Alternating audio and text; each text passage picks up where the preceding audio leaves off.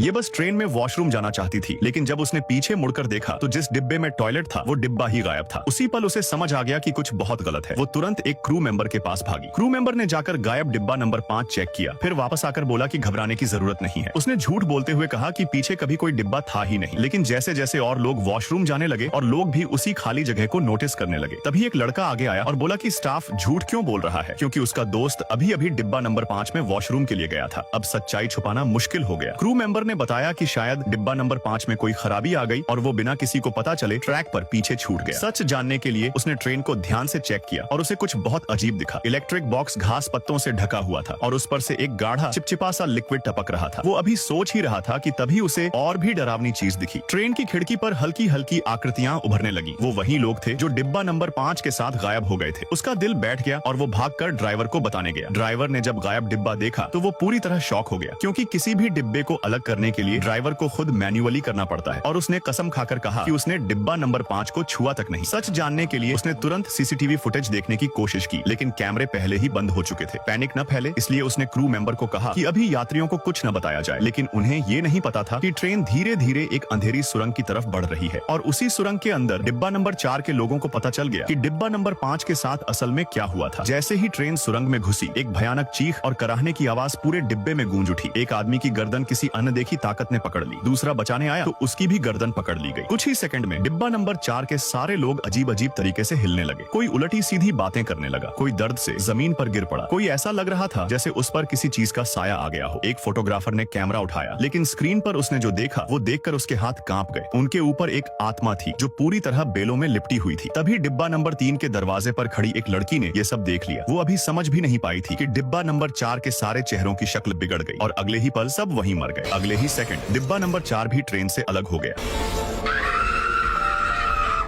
लड़की की चीख सुनकर सबको सच समझ आ गया। सबने अंदाजा लगाया कि हर बार जब ट्रेन सुरंग से गुजरती है, आखिरी डिब्बा उस बुरी आत्मा द्वारा गायब कर दिया जाता है जब तक सारे डिब्बे खत्म न हो जाए। इसका मतलब साफ था, अगर ट्रेन एक और सुरंग में गई तो अगला नंबर डिब्बा 3 का होगा। बचने के लिए लड़की ने सुझाव दिया कि सब डिब्बा नंबर 2 में चले जाए, लेकिन डिब्बा नंबर 2 अमीर लोगों से भरा हुआ था और वो आम यात्रियों को अंदर आने नहीं दे रहे थे। और फर्स्ट क्लास तो और भी बुरा था, वहाँ रेलवे के बड़े लोग बैठे थे और वो तो गरीबों को अंदर आने ही नहीं देने वाले थे। फिर भी एक यात्री जिसे सच्चाई पता थी चुपचाप डिब्बा नंबर 2 में घुस गया। जैसे ही वो अंदर गया, अमीर लोग उसकी बदबू, कपड़ों और शक्ल से उसे जज करने लगे। किस्मत से डिब्बा नंबर 2 वालों को अभी तक ट्रेन की सच्चाई पता नहीं थी, वरना बात और बिगड़ जाती। लेकिन ट्रेन अब भी तेज रफ्तार से आगे बढ़ रही थी और बहुत जल्द वो एक और सुरंग में घुसने वाली थी। अब सवाल सिर्फ एक था, अगला नंबर किसका होगा?